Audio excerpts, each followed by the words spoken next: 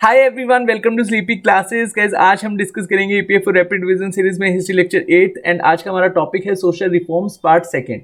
Part first में हमने काफी अच्छे से समझा था 18-19 सेंचुरी में इंडिया में रिफॉर्म्स की क्यों जरूरत आन पड़ी। बट चलिए यहाँ पर भी हम थोड़ा सा डिस्कस करेंगे कि एक्चुअली में रीजंस क्या थे, तभी हम इस टॉपिक के साथ बहुत ही ईजिली अपने आप को कनेक्ट कर पाएंगे।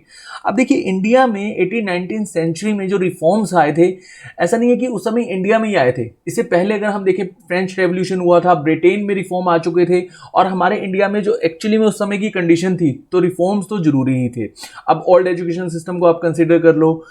हालांकि मैं यहाँ ये बिल्कुल नहीं कह रहा हूँ कि ओल्ड एजुकेशन सिस्टम हमारा बेकार था, नहीं, वो भी अच्छा था अपनी जगह, लेकिन हमें समय के अकॉर्डिंगली थोड़ा सा चेंज होना बनता है, ठीक है जी। और जो मॉडर्न एजुकेशन सिस्टम है वो हमें यहाँ पर बता रहा था कि एक्चुअली में साइंस क्या है, मॉडर्न जो टेक्निक्स हैं वो क्या हैं, और ब्रिटिशर्स जिस तरीके से मॉडर्न एजुकेशन सिस्टम में हमें डाल रहे थे वो गलत था। बट हाँ, कहीं हद तक अगर हम समझे तो मॉडर्न एजुकेशन सिस्टम से हमने बहुत कुछ सीखा, और ओल्ड एजुकेशन सिस्टम भी सही था। यहाँ पर मैं रिलेट करूंगा तो दोनों ही मैं यहाँ पर सही कहूँगा। उसके बाद सोशल एक्टिविटीज़ जो हैं हमारे इंडिया में चल रही थी, सती प्रथा, कुलीनिज्म, पोलीगैमी, चाइल्ड मैरिज, ठीक है जी। अब सती प्रथा में क्या होता था, अगर एक पर्सन की डेथ हुई है तो उसकी वाइफ को भी जिंदा जला दिया जाता था, ठीक है जी। कुलीनिज्म में क्या है, 70 ईयर ओल्ड पर्सन शादी करता है, 70 या उससे भी ज़्यादा, 80, 90, 10-12 ईयर गर्ल के साथ, ठीक है जी। अब इनकी एज तो वैसी कंप्लीट है, 5 या 10 साल के बाद ये भगवान के पास चले जाएंगे, ठीक है जी। और अल्टीमेटली अगर हम यहाँ पर देखें, जो इनकी वाइफ है वो बहुत ही कम एज में विडो हो जाती थी, और आपको पता है उस समय का जो समाज था वो इनको नकार देता था। एजुकेशन सिस्टम इनको मिल नहीं पाता था, मतलब एजुकेशन तो क्या ही मिलेगा जब 10 साल में शादी हो गई, और उसके बाद इतनी कम उम्र में विडो होना, और उसके बाद री मैरिज के लिए भी इनके लिए ऑप्शन ना होना, तो बहुत ज़्यादा दिक्कत हो जाती थी, ठीक है जी। और पॉलीगैमी, मल्टीपल मैरिजेस उस समय अलाउड थी, चाइल्ड मैरिज 10-12 साल में शादी कर दी जाती थी। तो कहीं हद तक अगर हम देखें, डिप्रेसिंग पोजीशन ऑफ वुमेन बहुत ज़्यादा थी, ठीक है जी। अब ब्रिटिशर्स क्या हमारे इंडिया में सोशल रिफॉर्म्स चाहते थे? बिल्कुल भी नहीं। क्योंकि देखिए, अगर आप एक एग्जांपल यहाँ पर कंसीडर करें, जब सती प्रथा को ख़त्म करवाया गया था विलियम बेंटिक के द्वारा, उस समय हमारे इंडिया में बहुत ज़्यादा एक गुस्सा था ब्रिटिशर्स के खिलाफ, और ये देखने को मिला था 1857 के रिवोल्ट में। तो ब्रिटिशर्स चाहते ही नहीं थे इंडिया में सोशल रिफॉर्म्स करवाएं, क्योंकि उनको यहाँ पर रूल करना था, ठीक है जी। उसके बाद क्रिश्चियन मिशनरीज हमारे इंडिया में जब एंटर करते हैं तो बहुत ज़्यादा बवाल होता है। खैर, मैं ये तो बात बिल्कुल भी सही नहीं मानूंगा कि हमारे इंडिया में जो कन्वर्जन होता है धर्म के आधार पर वो गलत है, ठीक है। मैं ये बिल्कुल यहाँ पर इस चीज़ को सही कहूँगा कि धर्म में कन्वर्जन नहीं होना चाहिए। रिलीजियस एंड सोशल इल्स हमारे इंडिया में सुपरस्टिशियस बहुत ज़्यादा था, बहुत ज़्यादा एक हाई स्केल पर था, ठीक है जी। और कहीं हद तक अगर हम देखें, हिंदुइज्म में, मुस्लिम में जो ऑर्थोडॉक्स लोग हैं, मतलब जो रिलीजियस को लेकर बहुत ज़्यादा कट्टर हैं, वो भी बहुत ज़्यादा थे उस समय। और आप कास्टिज्म सिस्टम तो डेफिनेटली आपने पढ़ा भी होगा कि ब्राह्मण्स का जो डोमिनेंस है वो बहुत ज़्यादा था, शूद्र कम्युनिटी को इक्विवेलेंट अधिकार नहीं मिल पाते थे। इसको लेकर बहुत सारा एक बवाल हुआ और बहुत सारे कन्फ्लिक्ट चले, और ये भी एक सोशल रिफॉर्म्स में मेन मुद्दा रहा, ठीक है जी। और रिफॉर्मिस्ट और रिवाइवलिस्ट एक्चुअली में होते क्या हैं? रिवाइवलिस्ट आप ऐसे समझ लो, आपने एक स्लोगन डेफिनेटली सुना होगा, गो बैक टू वेदास। जो वेदास कल्चर है वही बेस्ट है, हम लोगों को उसी में लौट जाना चाहिए। और इधर से अगर जो इस्लामिज्म का जो ग्रुप था वो चाहता था कि जो प्रॉफिट मोहम्मद जी का समय था, उस समय का जो इस्लाम था वो बहुत प्योर इस्लाम था, तो हमें एक्चुअली में उसी इस्लाम को फॉलो करना चाहिए, ठीक है जी। तो हर रिलीजन में कहीं ना कहीं हम देख रहे हैं कि जो सोच है वो बहुत ज़्यादा एक बैकवर्ड है, मतलब एक ओल्ड सोच लेकर लोग चल रहे हैं, और जो कुछ लोग पढ़ लिख रहे हैं और वो चाहते हैं कि इंडिया में रिफॉर्म्स हो, एजुकेशन वाइज या फिर विडो रीमैरिज जो भी हैं, और एक इक्वेलिटी आए। कास्टिज्म सिस्टम का काफ़ी जगह विरोध होता था। बट चलिए हम स्टार्ट करेंगे स्वामी विवेकानंद एंड रामकृष्ण मिशन से। अब देखिए, रामकृष्ण जो मूवमेंट था ये बेसिकली ब्रह्म समाज का एक इंटेलेक्चुअल क्लास ग्रुप था बंगाल रीजन में, आप ऐसे समझ सकते हैं। अब रामकृष्ण जो परमहंस हैं ये प्रीस्ट करते थे, मतलब लोगों को प्रवचन देते थे और लोगों को समझाते थे कि एक्चुअली में हिंदू की जो स्पिरिचुअलिटी है वो क्या है, और योगा भी यहाँ पर आप रिलेट कर सकते हैं। एंड साथ साथ इन्होंने काफ़ी अच्छे से लोगों को ट्रीट करवाया कि एक्चुअली में जो गॉड है वो एक ही है, उसके स्वरूप बहुत सारे हैं, ठीक है जी। जैसे हम कृष्ण भगवान जी को फॉलो करते हैं, विष्णु भगवान जी को फॉलो करते हैं, राम भगवान जी को फॉलो करते हैं। क्रिश्चियन में जो जीसस क्राइस्ट हैं, अल्लाह जो इस्लामिज्म को मानते हैं, ये सभी गॉड क्या है, एक हैं। हमें एक ही फंडामेंटल के पॉइंट ऑफ व्यू से इनको देखना चाहिए, क्योंकि सभी गॉड हमें क्या चीज़ें सिखाते हैं, अच्छी चीज़ें सिखाते हैं। ठीक है जी। ऐसा मतलब इस तरह से ये लोगों को समझाते थे रामकृष्ण मिशन हंस में। और ये प्रीस्ट थे, बचपन से ही इनको बहुत ज़्यादा ज्ञान था और लोगों को ये स्पिरिचुअलिटी का काफ़ी अच्छे से ज्ञान देते थे। एंड साथ साथ आपको ये भी पता होना चाहिए कि कौन से मंदिर के ये प्रीस्ट थे। काली टेम्पल, ये बंगाल में है काली टेम्पल। और एक क्वेश्चन पूछा हुआ था ऐसी कि काली टेम्पल किसने बनाया था, तो ये भी याद रखना, रानी रश्मोनी ने, रानी रश्मोनी ऑफ कैलकाटा। अब Ramakrishna Math was founded by Paramhansa. Paramhansa ने कौन सा मठ स्टार्ट किया था, रामकृष्ण मठ। एंड इनका मेन एम क्या था कि जो लोग हैं उनको एक्चुअली में स्पिरिचुअलिटी का पता चले। ठीक है जी। और इनके फेवरेट डिसिपल थे स्वामी विवेकानंद जी। स्वामी विवेकानंद जी जब परमहंस जी की डेथ हो जाती है तो उसके बाद स्वामी विवेकानंद जी ने इन्हीं के नाम पर इस मिशन को लॉन्च किया और इस मिशन का नाम हो गया था रामकृष्ण परमहंसा। ठीक है जी, या रामकृष्ण मिशन भी आप कह सकते हो। और इसको एस्टेब्लिश किया गया था बेलूर मठ, रिलेट करता है स्वामी विवेकानंद जी से। 1897 बंगाल में बेलूर मठ की स्थापना हुई थी। और स्वामी विवेकानंद जी का रियल नेम भी पूछा जा सकता है, नरेंद्र दत्त, ये भी आपको पता होना चाहिए। और एक्चुअली में ये जो रामकृष्ण मिशन था, ये इसको हम अगर एक पॉइंट में समझे तो ये क्या था, ये एक तरह का social service and charitable society थी। ठीक है जी, जो चाहती थी कि इंडिया में जैसे स्कूल्स वगैरह ओपन हो, कॉलेज वगैरह ओपन हो, हॉस्पिटल्स ओपन हो, एंड जो ऑर्फन्स हैं उनके लिए भी कुछ अच्छा कर पाए। ठीक है जी। आज की डेट में अगर हम समझें हमारे इंडिया में कितने हमें इनकी ब्रांचेस देखने को मिलती है all over the world, India में नहीं, कितनी ब्रांचेस देखने को मिलती है, 200 प्लस। ठीक है जी, 200 प्लस इनकी ब्रांचेस हैं। ठीक है जी, बहुत सारे हॉस्पिटल्स इनके द्वारा चलते हैं। एंड इनका मेन एम क्या है कि लोगों का जन कल्याण ये कर सकें। ठीक है जी। और जो व्यू थे और जो फिलोसफी थे स्वामी विवेकानंद जी की, वो भी यही कहते थे कि जो गॉड हैं वो सेम है, चाहे हम उनको अल्लाह के रूप में माने, चाहे हम कृष्ण भगवान जी के रूप में माने, चाहे हम विष्णु भगवान जी के रूप में माने, चाहे हम राम भगवान जी के रूप में माने, चाहे वो हम क्रिश्चियन धर्म के जो लोग हैं जो जीसस क्राइस्ट को जिस रूप में मानते हैं, वो सेम ही है। सभी गॉड एक ही तरह की हमें सीख सिखाते हैं। ठीक है जी। और इवन ये जो आइडल वर्शिप होती है इसको भी रिजेक्ट नहीं करते थे, कहते थे बिल्कुल सही है। ठीक है जी। और एक तरह से ये सेल्फलेस डिवोशन टू गॉड, मतलब भक्ति मूवमेंट भी इन्होंने काफ़ी अच्छे से समझाया कि एक्चुअली में जब हम किसी भी धर्म को मानते हैं, ठीक है, तो साथ साथ हमारा एक फ़र्ज़ बनता है कि हम एक मॉडर्न एजुकेशन सिस्टम के साथ जुड़ें और अपने काम की ओर भी काफ़ी अच्छे से डेडिकेटली वे में करें। मतलब ऐसा नहीं है कि हम धर्म को ही फॉलो कर रहे हैं, हम जॉब के लिए कुछ नहीं कर रहे हैं, तो वो लाइफ भी ज़रूरी है, प्रैक्टिकल लाइफ भी ज़रूरी है और साथ साथ रिलीजियस लाइफ भी ज़रूरी है। दोनों को हमें बैलेंस करके चलना चाहिए। ठीक है जी। स्वामी विवेकानंद जी की एक स्पीच है, काफ़ी फेमस स्पीच, इन्होंने हिंदुज़म को काफ़ी अच्छे से बताया था, शिकागो स्पीच। डेफिनेटली आपने शिकागो स्पीच के बारे में सुना होगा। 1893 में हुई थी शिकागो स्पीच। ठीक है जी, famous speech on Hinduism. And इन्होंने काफ़ी स्पीच दी हैं वेदांता के ऊपर यूएसए में। एंड जो वेस्टर्न एक्चुअली में रिलीजियस था और वेस्टर्न जो एजुकेशन था उसको भी ये कहते थे बिल्कुल सही है, हमें समय के हिसाब से चेंज होना चाहिए। ठीक है जी। चलिए नेक्स्ट देखते हैं, नेक्स्ट कौन सा है हमारे पास, वहाबी मूवमेंट। वहाबी मूवमेंट, और इसको वल्लाह, और इसको स्टार्ट किसके द्वारा किया गया था। देखो ये वहाबी मूवमेंट जो था ये अरब से आया था। ठीक है जी। और अब्दुल वहाब ऑफ अरब,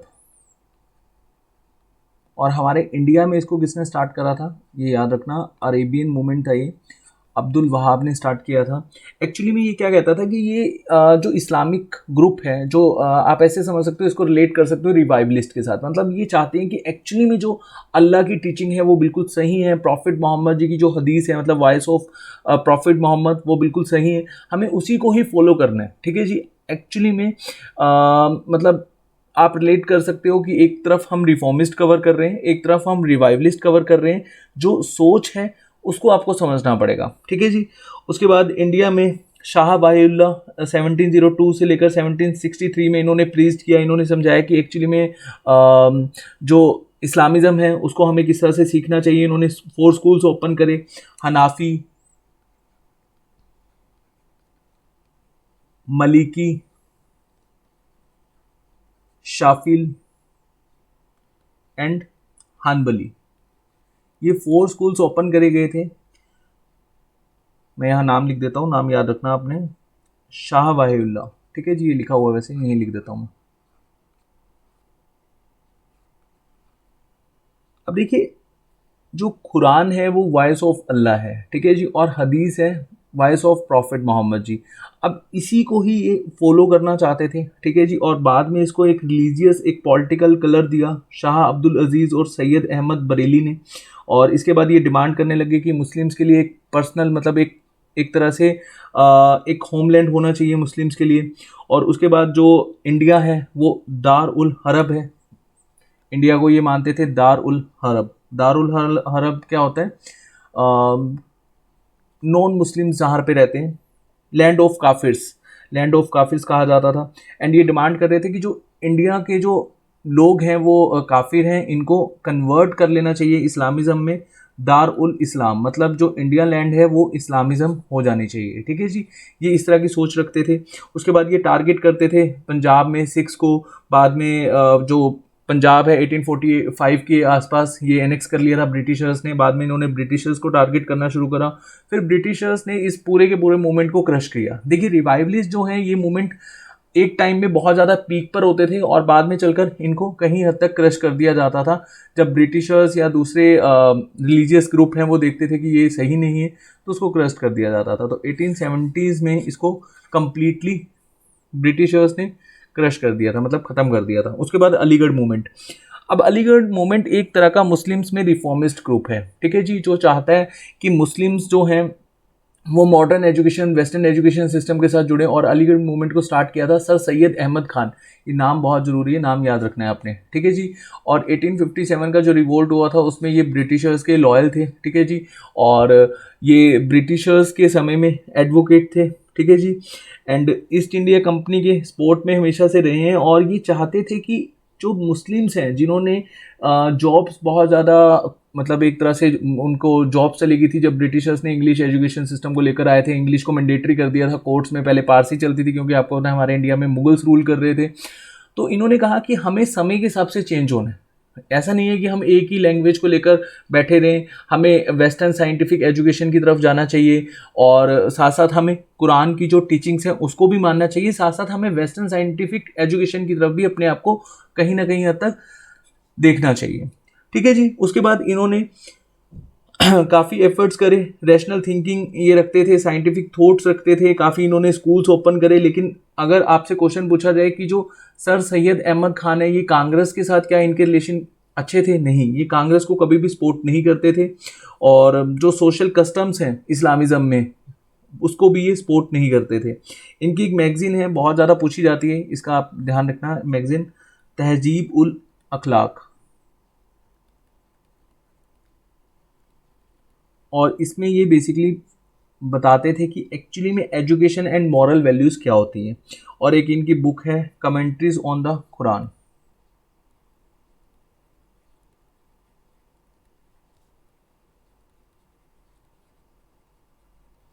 और इनके एफर्ट्स क्या रहे हैं मैं आपको बता देता हूँ। 1859 में इन्होंने मुरादाबाद में एक गुलशन स्कूल खोला, ठीक है जी।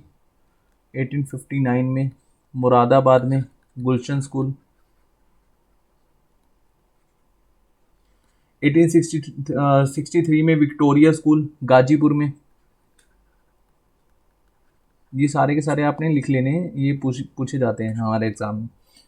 1864 में scientific society of Aligarh, translation of English literature in vernacular language, कि इंग्लिश को बहुत अच्छे से समझ सकें वो इंग्लिश एजुकेशन सिस्टम को, ठीक है जी। और 1866 में अलीगढ़ इंस्टीट्यूट गैजेट और एक बाई वीकली चलती थी यहाँ पर। 1875 में इन्होंने एंग्लो ओरिएंटल स्कूल ओपन करे अलीगढ़ में, ठीक है जी। और काफ़ी ज़्यादा इन्होंने एक तरह से इस्लामिज़म में रिफॉर्म लाने के एफर्ट्स किए। और अलीगढ़ यूनिवर्सिटी तो आपको पता ही है 1877 में इनके द्वारा ओपन करी गई थी, ठीक है जी, जो कॉलेज था। और इसको रिकॉग्नाइजेशन मिली थी 1920 में as a AMU, Aligarh Muslim university. उसके बाद है दियोबंद स्कूल्स। दियोबंद स्कूल्स क्या है, ये भी एक तरह से ऑर्थोडॉक्स सेक्शन है मुस्लिम्स का। और दियोबंद मूवमेंट ये एक रिवाइवलिस्ट मूवमेंट है जो क्या चाहता है कि प्योर टीचिंग जो है मुस्लिम्स की, जैसे मैंने अभी आपको बताया voice of Allah Quran and voice of prophet Mohammed ji हदीस, ठीक है, इसी को ही बेसिकली फॉलो करना है। और स्पिरिट ऑफ जिहाद, जो नॉन मुस्लिम्स हैं इनको हमें एक तरह से अगर मारना पड़े तो हम मारेंगे, और लेकिन इन्होंने हिंदूज़ की तरफ नहीं अपना मतलब ऐसे ये जिहाद जो है इस टर्म को रिलेट किया। इन्होंने फॉरेन रूलर्स जो ब्रिटिशर्स हैं उनके अगेंस्ट ये मानते थे कि जो जिहाद है वो बिल्कुल सही है, ठीक है जी। और इसके बहुत सारे रीजंस थे। जो ब्रिटिशर्स हैं वो बहुत ज़्यादा इनको एक तरह से डोमिनेंट, मतलब इनको लगता था कि जो ब्रिटिशर्स का जो कल्चर है वो कहीं हद तक गलत है, हमारा कल्चर धीरे धीरे ब्रिटिशर्स डिस्ट्रॉय कर रहे हैं। डेट्स वाई ये चाहते थे कि जो ब्रिटिशर्स हैं वो हमारे इंडिया को छोड़कर चले जाएं, और जो हमारा धर्म है, जिस वे में हम लोग अपने धर्म को फॉलो करते हैं वो वैसे ही हम लोग फॉलो करें, ठीक है जी। लाइक ऐसे समझ लो कि आप वेस्टर्न जो लोग हैं उनका जो थोड़ा सा व्यू होता है, लाइफस्टाइल होता है, वो डिफरेंट होता है कंपैरेटिवली हमारे इंडियन से, ठीक है जी। और इसको पॉलिटिकल जो माइलेज मिली थी इस पूरे के पूरे देवबंद स्कूल्स को या देवबंद मूवमेंट को महमूद उल हसन के समय में। उसके बाद है फराजी मूवमेंट। फराजी मूवमेंट ये एक तरह का इस्लामिक पिलर के ऊपर ही बेस था, लेकिन ये एक तरह का रिफॉर्मिस्ट ग्रुप था, ठीक है जी, जो चाहता था कि इस्लामिज़म में चेंज आए। लेकिन एक्चुअली में जो करंट सिनेरियो था मुस्लिम्स का, वो कहीं हद तक अगर हम देखें बंगाल में उनको बहुत ज़्यादा एक तरह से तो जो जो बंगाल में ऐसे समझो, जो बंगाल में हिंदू लैंडलॉर्ड्स हैं वो मुस्लिम्स पर बहुत ज़्यादा अत्याचार कर रहे थे। डेट्स वाई यहाँ पर ये मूवमेंट छिड़ा। ये भी एक तरह का आप रेवोल्यूशनरी मूवमेंट्स कह सकते हो, रिफॉर्मिस्ट नहीं। तो उनके खिलाफ ये मूवमेंट छिड़ा था। बाद में इस मूवमेंट को तीतुमिर के समय में बहुत ज़्यादा एक हाइक मिली। तीतुमिर का जो मूवमेंट था वो पूरा का पूरा बेस था वहाबी मूवमेंट से। वहाबी मूवमेंट मैंने अभी आपको बताया। वहाबी मूवमेंट के फाउंडर कौन थे? सैयद अहमद रायबरेली। मैंने आपको बताया था, ये क्वेश्चन बहुत इंपॉर्टेंट है। और तीतुमिर ने जो ब्रिटिश ग्रुप हैं, जो Indigo planters, European Indigo planters, और जो हिंदू लैंडलॉर्ड्स हैं, जो मैंने आपको बताया था जब मैंने आपको कवर करवाए थे सारे के सारे रिफॉर्म्स, ठीक है। तो उस समय मैंने आपको बताया था कि जो मनी लेंडर्स हैं और जो ज़मींदार्स हैं उनका डोमिनेंस बहुत ज़्यादा था और ये बहुत ज़्यादा अत्याचार करते थे। तो बंगाल में एक रीज़न था जहाँ पर मुस्लिम्स ही प्रेजेंट्स थे। डेट्स वाई ये मूवमेंट वहाँ से बहुत ज़्यादा हाइक लिया इस मूवमेंट ने। और इस मूवमेंट को जो लीड कर रहे थे वो थे तीतुमिर, ठीक है। तीतुमिर का रियल नेम मीर निथार अली था, लेकिन इनको तीतुमिर के नाम से ही जाना जाता है, ठीक है जी। उसके बाद अहमदिया मूवमेंट। अहमदिया मूवमेंट को स्टार्ट किया था मिर्ज़ा गुलाम अहमद ने 1889 में। ये एक लिबरल प्रिंसिपल के ऊपर बेस था। ये चाहता था कि एक्चुअली में एक यूनिवर्सल रिलीजन होना चाहिए, मतलब कोई ऐसा पर्टिकुलर हम वे में धर्म को फॉलो ना करें। हमारा एक प्रॉपर एक यूनिवर्सल रिलीजन होना चाहिए। वही आप यहाँ पर कंसिडर कर सकते हो, सभी धर्म को हम एक तरह से साथ लेकर चलें। और कुछ हद तक ये ब्रह्म समाज से रिलेट करता था, ठीक है जी। वेस्टर्न लिबरल एजुकेशन को सपोर्ट करता था, मतलब ये चाहता था कि जो इंडियन मुस्लिम्स हैं वो कहीं हद तक वेस्टर्न एजुकेशन सिस्टम के साथ जुड़ें। उसके बाद पारसी रिफॉर्म मूवमेंट। अब हमारे इंडिया में जो सबसे पहले मॉडर्न हुए वो थे पारसीज। पारसीज मूवमेंट स्टार्ट किया गया था 1851 में, और इसके फाउंडर थे Fardunji Naoroji, SS Bengalee and JB Wacha. यहाँ पर दो नाम और लिख रहा हूँ, ये भी आपने याद रखने हैं, JB क्वचा। एंड साथ साथ आपने याद रखना है दादा भाई नारोजी। ये नाम तो आपने सुना होगा, Dadabhai Naoroji, grand old man of India, ठीक है जी। अब देखिए JB क्वचा, दादा भाई नारोजी और फरदुंजी नारोजी, SS बेंगोली, इन्होंने स्टार्ट किया था पारसी रिफॉर्म्स मूवमेंट।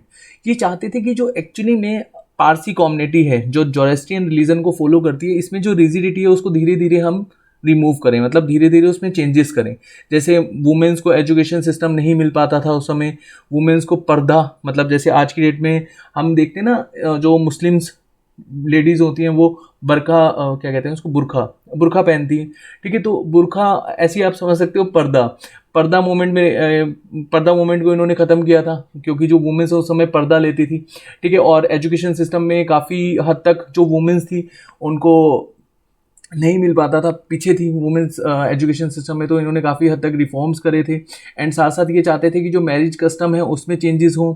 और एक न्यूज़पेपर है रास्त गुफ्तार, ट्रूथ टेलर, इसमें काफ़ी कुछ बातें लिखी जाती थी जो एक्चुअली में पारसी कम्युनिटी में एक रिफॉर्म का बहुत बड़ा रीज़न बना। ठीक है जी। साथ साथ पारसी रिलीजन में जो रिचुअल्स प्रैक्टिस होते थे उसको थोड़ा सा रीडिफाइंड करा गया। नारोजी ने पब्लिश किया था एक मंथली जर्नल जगत मित्रा, ये भी काफ़ी फेमस है। एंड ये जो मूवमेंट था सारा का सारा, इस मूवमेंट के बाद जो पारसीज हैं वो बहुत ही ज़्यादा वेस्टर्न कम्युनिटी को अडोप्ट कर चुके थे। मतलब अगर हम अर्लियर 20s की बात करें तो सबसे पहले कौन सा एक रिलीजियस ग्रुप है जो वेस्टर्न कल्चर को अडॉप्ट कर चुका था? पारसीज। अच्छा, एक इन्होंने कस्टम चेंज करा था, इनकी बहुत अर्लियर एज में मैरिज हो जाती थी, तो इसमें भी इन्होंने काफ़ी चेंजेस किए थे। ठीक है, चलिए राधा स्वामी मूवमेंट। राधा स्वामी मूवमेंट को स्टार्ट किया था शिव दयाल साहेब ने। इनको तुलसी राम कहा जाता था, ये एक बैंकर थे आगरा के, और इनका एक ही एम था कि जो स्पिरिचुअल हमारा वे है, मतलब भगवान को फॉलो करने का, वो एक तरह से हम लोगों को उसको चेंज करना चाहिए। मतलब they consider all religion to be true, सभी रिलीजन को इक्वल मानते थे। एंड जो आइडल वर्शिप है उसके ये एंगेज थे। टेम्पल्स, मतलब obviously idol worship, shrines and sacred places, इसके एंगेज थे। और ये चाहते थे कि एक्चुअली में हम लोग प्रेयर के थ्रू, फेथ के थ्रू, चैरिटी के थ्रू, सर्विस के थ्रू एक भगवान को बहुत ही ईजिली पा सकते हैं। उसके बाद द सिंह सभा मूवमेंट, ये स्टार्ट हुआ था अमृतसर में 1873 में। एक्चुअली में हुआ क्या, पंजाब में बहुत ज़्यादा क्रिश्चियन मिशनरीज और जो हिंदू ग्रुप थे वो चाहते थे कि जो आपने सुना होगा शुद्धि मूवमेंट। शुद्धि मूवमेंट क्या था कि रिलीजियस जो कन्वर्जन हो चुका है उनको वापस में लाने के लिए एक शुद्धि मूवमेंट चलाया गया था। ठीक है जी, मैंने प्रीवियस सेशन में आपको बताया था शुद्धि मूवमेंट के बारे में। अब उसको देखते हुए जो सिख हैं वो कहते थे कि हम अगर थोड़े से चेंज नहीं करेंगे, मतलब यहाँ पर अपने रिलीजन को सिक्योर नहीं करेंगे, तो हमारे जो लोग हैं वो क्रिश्चियन धर्म में, मुस्लिम धर्म में और हिंदू धर्म में कन्वर्ट हो जाएंगे। तो यहाँ पर सिखिज्म को बचाने के लिए सिंह सभा मूवमेंट लाया गया था अमृतसर 1873 में। और इसका मेन एम क्या था कि जो एक लिटरेसी रेट बहुत ज़्यादा कम है सिखिज्म में, उसको थोड़ा सा अच्छा किया जाए, बेहतर किया जाए। और मॉडर्न वेस्टर्न एजुकेशन के साथ साथ इनको एक्चुअली में जो सिखिज्म है, जो गुरु की सीख है वो बताई जाए, और इनको गुरु की जो कुर्बानियाँ हैं उनको अच्छे से बताया जाए कि एक्चुअली में जो सिखिज्म है वो क्या है। तो इसके चलते हुए सिंह सभा मूवमेंट लाया गया था। ठीक है जी। और network of Khalsa schools open करे गए थे सिंह सभा मूवमेंट के द्वारा। उसके बाद Akali movement. Akali movement 1920s में बहुत ज़्यादा एक फेमस मूवमेंट था। ये जो महंत थे, जो ब्रिटिशर्स के बहुत ज़्यादा लॉयल थे, इन्होंने गुरुद्वारास को अपनी एक तरह से प्रॉपर्टी मान लिया था। महंत पूरा का पूरा कंट्रोल करते थे गुरुद्वारा को।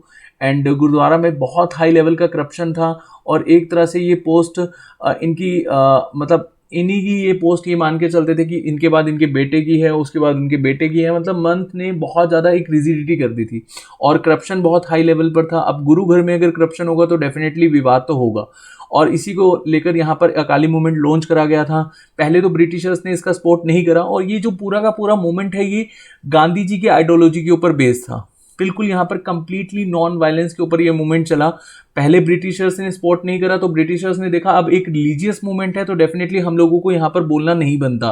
तो ब्रिटिशर्स ने फिर अकाली मूवमेंट का सपोर्ट करा। पहले ये महंत के साथ हैं, फिर ये एक्चुअली में इन्होंने चेंजेस के लिए इन्होंने ब्रिटिशर्स ने मतलब एग्री कर गए थे। और जो महंत हैं उनसे गुरुद्वारा का जो कंट्रोल है वो लेकर इन्होंने एक कमेटी बनाई, जिसको हम लोग क्या कहते हैं, गुरुद्वारा प्रबंधक कमेटी, शिरोमणि गुरुद्वारा प्रबंधक कमेटी, SGPC। ठीक है जी, एक एपेक्स बॉडी है जो गुरुद्वारास को कंट्रोल करती है। उसके बाद शिव नारायण गुरु धर्म परिपालना, जिसको हम SNDP मूवमेंट भी कहते हैं। ये एक तरह से मूवमेंट था जो ब्राह्मण्स हैं और जो डिप्रेस्ड क्लास, जैसे शूद्र आप कंसिडर कर सकते हो, तो उनके बीच में ये मूवमेंट था। और ये मूवमेंट चलाया किसके द्वारा गया था? श्री नारायण गुरु स्वामी के द्वारा। अब ये एजवास थे, केरला में एजवास ग्रुप रहते थे। अब एजवास जो थे वो एक तरह से टोडी टैपर्स करते थे। अब टोडी टैपर्स क्या होता है? पाम ट्री को ऐसे समझ लो, पाम ट्री से एक्सट्रैक्ट करके ये अल्कोहलिक इंटॉक्सिकेंट जो कंटेंट होता है उसको निकालते थे और उसको बेचते थे। ठीक है जी। तो जो टोडी टेपर्स मतलब जो एजवास हैं, इनको अच्छा नहीं समझा जाता था, इनके साथ बहुत ज़्यादा एक तरह से भेदभाव होता था, अनटचेबल यहाँ पर कंडीशंस थी पूरी की पूरी, और इसी के चलते हुए ये मूवमेंट लॉन्च करा गया था। इनको मंदिर में एंट्री नहीं दी जाती थी। तो श्री नारायण गुरु स्वामी जी के द्वारा शिव भगवान का जो एक अपना जो आइडल वर्शिप होती है शिव भगवान जी की, ठीक है, शिवलिंग, उसको एस्टेब्लिश करा गया था अरवीपुरम केरला में, ठीक है जी। और इन्हीं के एफर्ट्स के द्वारा ये पूरा का पूरा मूवमेंट जो था उसमें कहीं हद तक हमने देखा था जो मोनोपोली है ब्राह्मण्स की वो ख़त्म हुई थी, ठीक है जी। तो खैर ये चीज़ तो आप लोग देख पा रहे हो कि 19 सेंचुरी तक हम लोग कहीं ना कहीं हद तक बहुत ज़्यादा डिवाइडेड हैं रिलीजियस के पॉइंट ऑफ व्यू से, ठीक है जी। उसके बाद परमहंसा मंडलिस ये बहुत ही इंपॉर्टेंट मूवमेंट है। ये महाराष्ट्र में स्टार्ट हुआ था 1849 में, और इस मूवमेंट में मेनली था क्या, ये चाहते थे कि एक गॉड मतलब वन गॉड एक तरह से हम उसी को ही आइडियोलॉजी के पॉइंट ऑफ व्यू से देखें। जैसे मैंने अभी आपको बताया कि एक ही गॉड होना चाहिए, मतलब मल्टीपल जो गॉड्स हैं, जो मोनोथिस्ट एक विचारधारा से ये चलते थे। रिलीजियस बेस्ड हम अपनी मॉरल जो वैल्यूज़ हैं उसको अच्छे से समझें, हमारे जो थॉट्स हैं उसमें हम लोग थोड़ा सा चेंजेस लेकर आएँ और रैशनल थिंकिंग रखें, जो कास्ट रूल्स हैं उसको ब्रेक करें। इवन ये अपनी मीटिंग्स के दौरान जो फूड है वो जो लोअर कास्ट पीपल हैं उनसे बनवाते थे। और विडो रीमैरिज की बात करते थे, मतलब विडो रीमैरिज के ऊपर इन्होंने काफ़ी अच्छे तरीके से रिफॉर्म्स लाने की कोशिश करी महाराष्ट्र वाले रीजन में। एंड वुमेन्स एजुकेशन की बात करते थे, ठीक है जी। और इसको स्टार्ट करा गया था दादाबो पांडुरंगा के द्वारा, ठीक है जी। मैं यहाँ पर नाम लिख देता हूँ, बहुत ही इंपॉर्टेंट है, दादोबा पांडुरंगा। और एक नाम हो रहा आपने याद रखना है, मेहता जी दुर्गाराम, ठीक है जी। ये दोनों पर्सन्स के द्वारा परमहंसा मंडलीज को बेसिकली स्टार्ट करा गया था, ठीक है जी।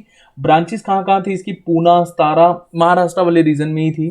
अब महाराष्ट्र वाले रीजन में एक मूवमेंट आपने और ध्यान रखना है, और इसको लॉन्च करा गया था गोपाल हरि देशमुख के द्वारा, जिसको हम लोग क्या कहते थे, लोकाहितवादी। अब लोकाहितवादी एक इनके द्वारा वीकली स्टार्ट करी गई थी।